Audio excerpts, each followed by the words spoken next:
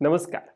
या व्हिडिओमध्ये आपण तुम्हाला जर मनगटाचं दुखणं असेल किंवा तिथले स्नायू अखडले असतील तर कोणते व्यायाम करता येतील हे बघूया. हे व्यायाम तुम्ही तुमचं दुखणं असेपर्यंत रेग्युलरली कराच, पण नंतर सुद्धा पुन्हा हा त्रास होऊ नये म्हणून केलं तर चांगलंच राहील. तुम्ही निदान 5 मिनिटं आणि दिवसात 3 वेळेला जर हे व्यायाम केले तर त्याचा फायदा तुम्हाला नक्की दिसेल. एकदा दुखणं कमी झाल्यानंतर मग दिवसात एकदा तरी हेच व्यायाम करत राहा. चला तर बघूयात कोणते व्यायाम आपण करू शकतो. मनगटाचा व्यायाम सुरू करण्यापूर्वी पहिल्यांदा तुम्ही रिस्ट सर्कल्स करा, म्हणजे तिथले स्नायू लूज होतील. कसं करायचं अगदी सोपं आहे. पहिल्यांदा हात असाच घ्या, तुम्ही एखादा सपोर्ट घेऊ शकताय किंवा डायरेक्ट समोर सुद्धा हात ठेवू शकता. रिस्ट सर्कल्स म्हणजेच फक्त मनगट असं गोल फिरवायचं आहे. साधारणतः 1 ते 1.5 मिनिट तुम्ही ही हालचाल करा आणि नंतर अपोजिट साईडला सुद्धा तुम्ही असंच रिस्ट सर्कल्स करत राहा. ह्याच्यामुळं तिथलं ब्लड सर्क्युलेशन वाढतं आणि नंतर जे तुम्ही स्ट्रेचिंग करणार आहात किंवा व्यायाम करणार आहात त्यावेळेला जास्त फायदा तुम्हाला दिसतो. दोन्हीही बाजूला म्हणजेच अँटी क्लॉकवाईज आणि क्लॉकवाईज केल्यानंतर मग आपल्याला रिस्ट जॉईंटचे काही मुवमेंट्स बघायचे आहेत. तर ते मुवमेंट करत असताना तुम्ही तुमच्याकडं असा जर छोटा डंबेल असेल तर तो वापरा, नसेल तर काही हरकत नाही. छोटी वॉटर बॉटल असेल तर त्याचासुद्धा तुम्ही वापर करू शकता. तर ह्या एक्झरसाईजमधली पहिली एक्झरसाईज आहे रिस्ट एक्सटेन्शन. कसं करायचं बघूयात. पहिल्यांदा असा एखादा चेअरचा सपोर्ट घ्या, हात सरळ ठेवा. त्यानंतर आपल्या हातामध्ये डंबेल पकडा आणि बाकीच्या हाताची हालचाल न करता फक्त मनगटातून हालचाल करा. म्हणजेच हे अशी आपल्याला हालचाल करायची आहे.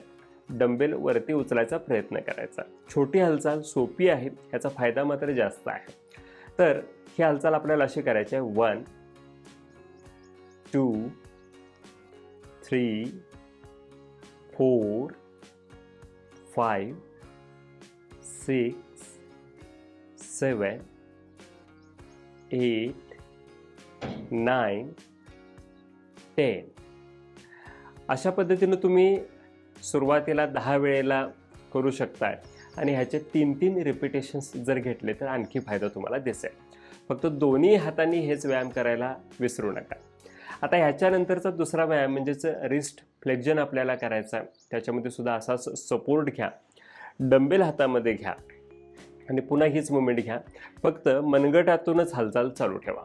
1 2 3 4 5 6 7 8 9 10.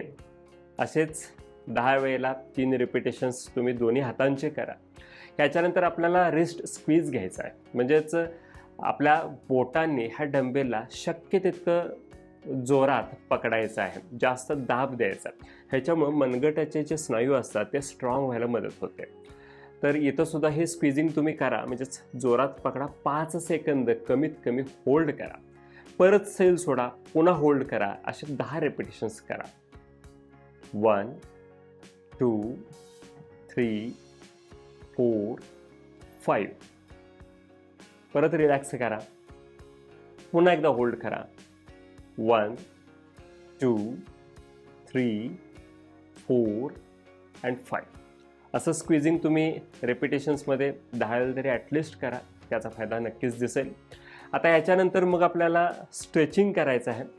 हात असा पकडा आणि दुसरा हात स्ट्रेट ठेवा. दुसऱ्या हातानं बोटांना असा मागच्या बाजूला दाब द्या. म्हणजेच इथलं जे हाताच्या समोरचे जे स्नायू आहेत त्यांचा तुम्हाला चांगला व्यायाम याच्यामध्ये दिसेल. इथं मात्र तुम्हाला ॲटलिस्ट 30 सेकंद होल्ड करायचं आहे. 1 2 3 4 5 6 7 8 9 10. अशा पद्धतीनं 25 ते 30 सेकंद अंदाजे होल्ड करा.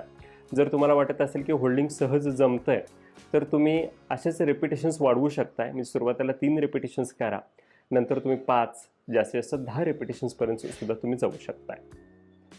हीच मुवमेंट तुम्ही दुसऱ्या हाताची सुद्धा घ्यायला अजिबात विसरू नका. बऱ्याच वेळेला काय होतं की जे आपलं मनगट दुखत असतं आपण त्याच हाताची हालचाल करतो, पण दुसऱ्या बाजूला सुद्धा हात त्रास होऊ नये ह्याच्यासाठी इकडं सुद्धा तसंच स्ट्रेचिंग करा. 1 2 3 4 5 6 7 8 9 10. प्रत्येक वेळेला काउंट करण्याची गरज नाही. जर तुमच्यासमोर तुम्ही घड्याळ ठेवलं तर त्याच्यावरून सुद्धा तुमच्या लक्षात येईल आणि एक 2-4 वेळेला केल्यानंतर तुम्हाला अंदाजे 25 ते 30 सेकंदाचा टाईम लक्षात येईलच. आता ह्याच्यानंतरचं शेवटचं स्ट्रेचिंग म्हणजेच आपल्याला हाताच्या मागच्या बाजूच्या स्नायूंचं करायचं आहे. परत हात असा पकडा, बोटांनी शक्य तितका मागच्या बाजूला ओढण्याचा प्रयत्न करा, म्हणजेच तुम्हाला इथं वरच्या बाजूच्या स्नायूंच्या वरती ताण जाणवेल. 1 2 3 4 5 6 7 8 9 10. असंच 25 ते 30 सेकंद. इथं प्रत्येक वेळेला जो आपल्या कोपराच्या खालच्या स्नायूंच्या वरती ताण जाणवतो तो सुद्धा फील करा. बऱ्याच वेळेला आपण लॅपटॉपवरती कम्प्युटरवरती काम करत असतो त्यावेळेला सुद्धा आपल्या हाताचे बोटाचे मनगटाचे स्नायू आखडलेले असतात, तर तिथं तुम्हाला ह्याचा नक्कीच फायदा होईल. दोन्ही हातांचं करायला विसरू नका. दुसऱ्या हाताला सुद्धा अशीच मुवमेंट पुन्हा रिपीट करा. तर अशा पद्धतीचे हे रिपिटेशन्स तुम्ही वाढवू शकताय. 3 4 5 वेळेला सुद्धा करू शकताय. दिवसात 3 वेळेला जे आपण वरती सगळे व्यायाम बघितलेत ते नक्की करा. त्रास कमी झाल्यानंतर निदान एकदा तरी करायलाच पाहिजेत.